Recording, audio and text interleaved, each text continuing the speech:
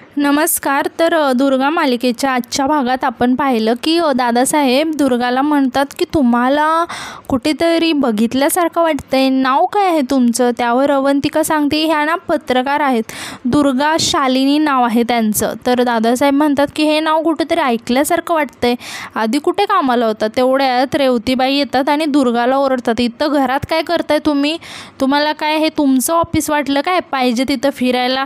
आणि अवंतिकावर पण चिडतात की तुम्ही काय गाईड बनवून ह्यांना मोहिते पॅलेस दाखवतायत. दुर्गा म्हणते की त्यांची काय चूक नाही आहे, मीच वॉशरूम शोधत आले, माफ करा. रेवतीबाई म्हणतात की तुमची हिंमतच कशी झाली की आत यायची? चेहऱ्यावरूनच 1.5 शहाण्या दिसताय, 2 बुक काय शिकला? तुम्हाला वाटायला लागलं तुमचा हात आबाळाला टेकले. दुर्गा म्हणते सॉरी, चुकून झालं. रेवतीबाई म्हणतात की कोणाच्या घरात कसं वागायचं तुमच्या आईवडिलांनी शिकवलं नाही का? एवढं साधं संस्कार केले नाहीत का? दुर्गा म्हणते प्लीज मला हवं ते बोला, पण माझ्या आईबाबांना नका दोष देऊ. रेवतीबाई चिडून म्हणतात आम्ही कसं वागायचं बोलायचं आम्हाला कुणी सांगत नाही, इथं मर्जी पण आमचीच लागते आणि शिक्का पण आमचाच. आणि म्हणतात कोणी हाय का, हिला बाहेर काढा. आवाज ऐकून अमेय आणि सिक्युरिटी तिथे येतात. अमेय विचारतो काय झालं माईसाहेब? रेवतीबाई रागाने म्हणतात यांना सांगा आपल्या घरात शिरल्यात, या न सांगता आपल्या घरात शिरल्यात आणि सिक्युरिटीवर ओरडतात की तुम्हाला काय आम्ही झोपा काढायचे पैसे देतो का? ह्या घरात शिरल्याच कशा? अमेय पण दुर्गाला चिडून म्हणतो की तुम्हीच मला बाहेर भेटला होतात ना, तुम्हाला सांगितलं होतं ना तिथे बसा, तुम्ही असं आत कसं काय आला? दुर्गा म्हणते सर खरंच सॉरी, परत असं नाही होणार. अमेय म्हणतो आत्ताच्या आत्ता बाहेर जा. मग दुर्गा तिथून बाहेर येते. इकडे अभिषेक कोणी ओळखू नये म्हणून मास्क लावून ब्लॅक गॉगल विगल घालून कॅप घालून मोहिते पॅलेसवर येतो. तर अमेय बाहेर येऊन पण दुर्गावर ओरडत असतो की तुम्ही असे डायरेक्टली कसे आतमध्ये कोणाच्या पण घरामध्ये घुसू शकता आणि कोणाच्या तरी पर्सनल स्पेसमध्ये घुसू शकता? मी तुम्हाला सांगितलं होतं ना बाहेर बसा, मग का आलात आतमध्ये?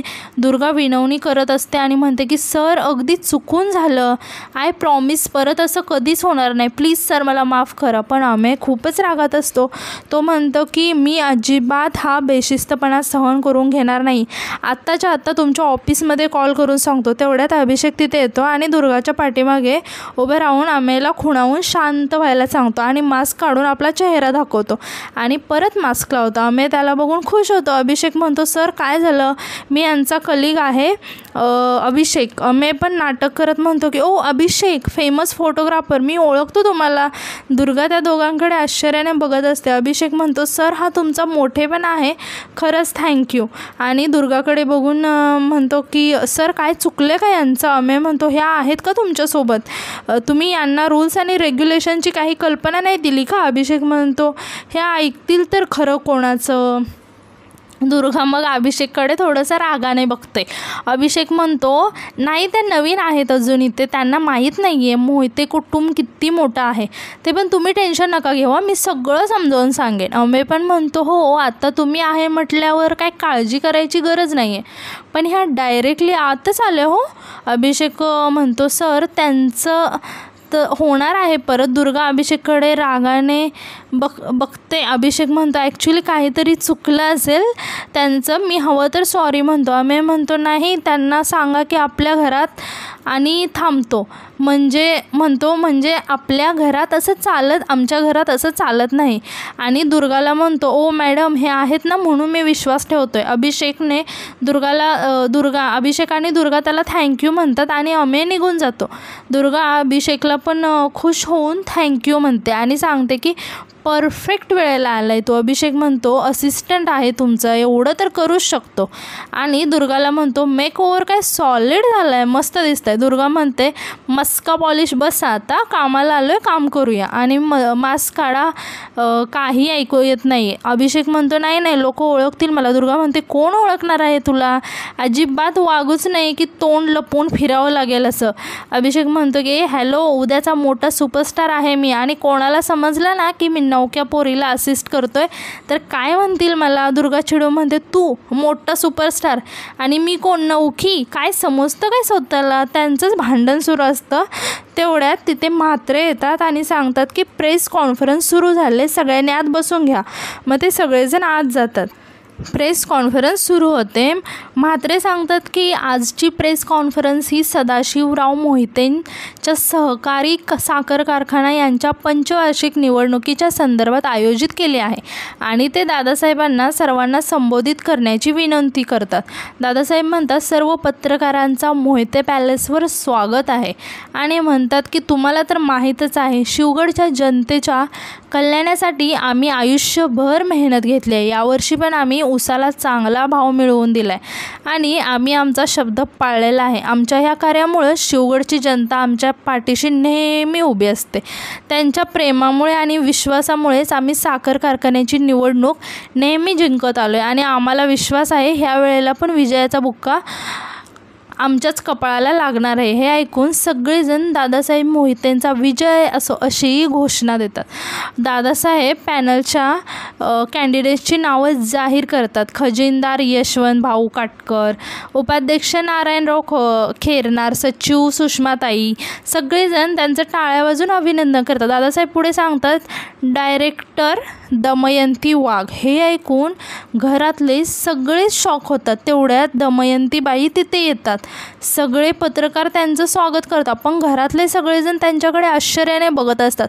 दमयंतीबाई म्हणतात, कसं आहे, माणूस आपल्याच माणसावर विश्वास टाकतो. दादासाहेबांना गरज होती तेव्हा मी त्यांच्या पाठीशी उभी राहिले. आता दादासाहेब तुम्ही माझ्या पाठीशी उभे राहा.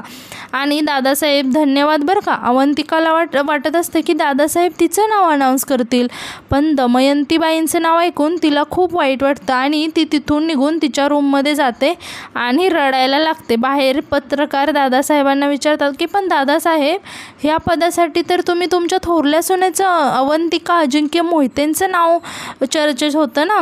दादासाहेब सांगतात, ह्या सगळ्या अफवा आहेत, कुठं विश्वास ठेवतं त्यावर, आणि मी घराणेशाहीच्या विरोधातच आहे.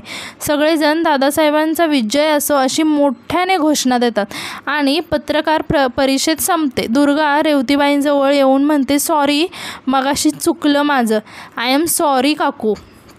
रेवतीबाई रागाने म्हणतात, माईसाहेब, आम्ही शिवगडच्या माईसाहेब आहोत, काकू बिकू घाला चुलीत. तेवढ्यात अवंतिका येते आणि म्हणते, माईसाहेब मला बोलायचं आहे तुमच्यासोबत. पण माईसाहेब तिचं न ऐकता तिथून निघून जातात. तोपर्यंत त्यांच्यासमोर अभिषेक येतो. तो छत्री खाली पडल्याचं नाटक करून माईसाहेबांचा आशीर्वाद घेतो आणि निघून जायला निघतो. तोपर्यंत माईसाहेब अभिषेकला म्हणतात, अभिषेक, पण अभिषेक न ऐकल्यासारखं तिथून निघून जातो. अभिषेक दुर्गाला गंधार म्हणून कॉल करतो आणि सांगतो की नवीन लुकमध्ये एकदम कमाल दिसते. दुर्गा म्हणते, पण तू कुठे बघितलं गंधार? म्हणजे अभिषेक तिला सांगतो की हे काय तुझ्या समोरच उभा आहे, बघतोय तुला मी. दुर्गा त्याला इकडे तिकडे शोधायला लागते आणि म्हणते, कुठे आहेस? अभिषेक म्हणतो, नाही गंमत केली, मी तुमच्या जनसेवा वार्ताच्या पेजवर बघितले. दुर्गा म्हणते, हे ऐकून मला खरंच बरं वाटले. गंधार म्हणतो, गुहागरला आपली भेट होऊ शकली नाही, निदान शिवगडमध्ये आलोय तरी भेटूया. दुर्गा आनंदाने म्हणते, काय तू शिवगडमध्ये आलाय? अभिषेक सांगतो, हो, कालच आलोय, लगेच जाणार पण आहे. तो दुर्गाला म्हणतो, इकडे शिवगडमध्ये एक रेस्टॉरंट आहे, तिथे आपण भेटूया का डिनरसाठी? दुर्गा खुश होऊन म्हणते, तू खरंच मला भेटणार आहेस? अभिषेक म्हणतो, हो, डिनर डन, आणि फोन ठेवतो. अमेयला पण दादासाहेबांच्या निर्णयाचा राग आलेला असतो. तो बॅग भरून जायला निघतो. अवंतिका त्याला समजवत असते. तोपर्यंत माईसाहेब पण येतात. त्या म्हणतात, आज काय झालं ते आम्हाला पण पटलं नाही, आम्ही दादासाहेबांसोबत बोलणार आहोतच, आमच्यावर विश्वास ठेवा, काहीतरी नक्की मार्ग काढू. अमेय म्हणतो, मला तर आता राजकारणात इंटरेस्टच नाही राहिला, इथं कोणीच कोणाचं नाही, सगळेच स्वार्थी आहेत. माईसाहेब म्हणतात, असं नका म्हणू, ही गादी तुम्हालाच चालवायची आहे पुढं. अमेय म्हणतो, माईसाहेब, मला शोभेचं भावलं नाही व्हायचं. तेवढ्यात तिथं ईशा येते आणि म्हणते, वाव, काय अमेझिंग फार्म हाऊस आहे तुमचं. अमेय तिला म्हणतो, बॅग पॅक कर, आपल्याला जायचं आहे. इकडे बाहेर दुर्गा अभिषेकची वाट बघत असते. अभिषेक येतो आणि म्हणतो की सॉरी जरा उशीर झाला. दुर्गा रागाने म्हणते, कधीच कसं वेळेवर येत नाही रे तू? अभिषेक म्हणतो, मागाशी मी वेळेत आलो म्हणून तुम्हाला अमेय सरांनी बाहेर नाही काढलं. दुर्गा म्हणते, हो रे हो, उपकारच झाले ना तुझे, दे, पाय धरते तुझे. अभिषेक म्हणतो, नाही चला आपण जाऊया. दुर्गा म्हणते, काय रे ते अमेय मोहिते, तुला कसं ओळखतात? आणि ती मास्क काढ बरं, मला काहीच ऐकू येत नाही आहे. जबरदस्ती त्याचा मास्क काढते आणि म्हणते की कोण ओळखणार आहे तुला, तू काय तर रणबीर कपूर आहेस का? तेवढ्यात जग्गू मामा तिथे येतो आणि अभिषेकला बघून त्याला आवाज देतो, अभिषेक. दुर्गा अभिषेककडे आश्चर्याने बघते. अभिषेक पण टेन्शनमध्ये येतो. तर तुम्हाला काय वाटतं, दुर्गाला समजणार का अभिषेकची खरी ओळख? कमेंट्समध्ये नक्की सांगा.